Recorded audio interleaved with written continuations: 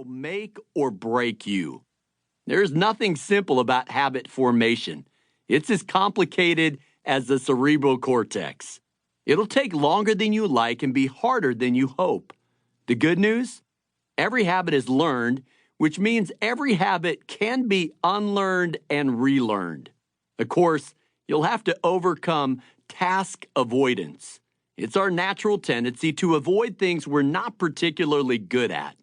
Making and breaking habits takes us back to kindergarten. We have to be willing to fail, willing to fall, and willing to look foolish.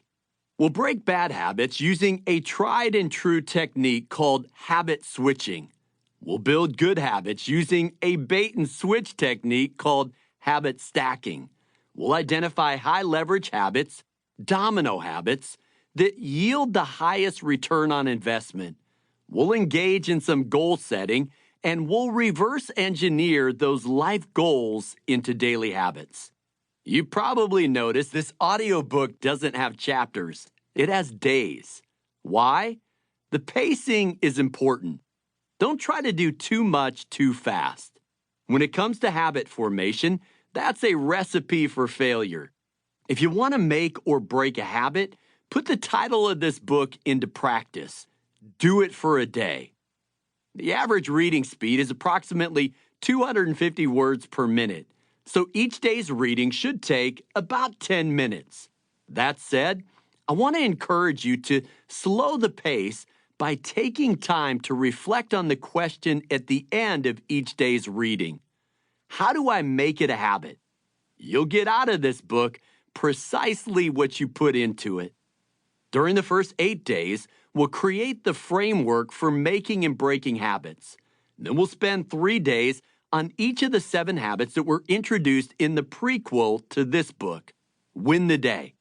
Those habits are sequenced in the same order: flip the script, kiss the wave, eat the frog, fly the kite, cut the rope, wind the clock, and seed the clouds. Don't worry if you haven't read Win the Day. The power of those daily habits will become clear soon enough. Finally, this book works best with the buddy system. Take the 30-day habit challenge with your friends or family, your staff or team, or even your entire organization. 1, it's far more fun. 2, a rising tide floats all boats. Over time, you'll become the average of the 12 people you spend the most time with. If you don't elevate their game, you're holding yourself back.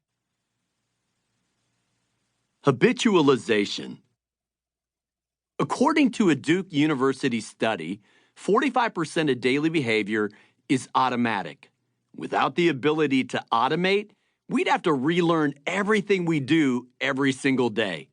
Habitualization saves us tremendous time and energy, but that savings comes at a cost. When a thought pattern or behavior pattern becomes second nature, we rarely give it a second thought. That's where Do It for a Day enters the equation. It's designed to help you deconstruct and reconstruct your daily habits. All our life, said the father of American psychology, William James, is but a mass of habits, practical, emotional, and intellectual, systematically organized for our weal or woe, and bearing us irresistibly toward our destiny. All of us are creatures of habit. Some of those habits are subconscious. I'm not sure why, but I always set my alarm to an even number.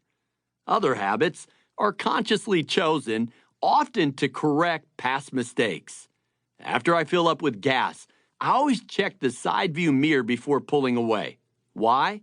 Because one time I failed to do so, and I pulled the gas hose that was still in my tank right off the pump. That reminds me, I always check my zipper before getting on stage to speak. You can guess why. On a more serious note, I always take my shoes off before writing as a ritual reminder that I'm on holy ground. A habit is any behavior that you put on repeat, consciously or subconsciously. There are micro habits, such as the way you brush your teeth or hold your fork.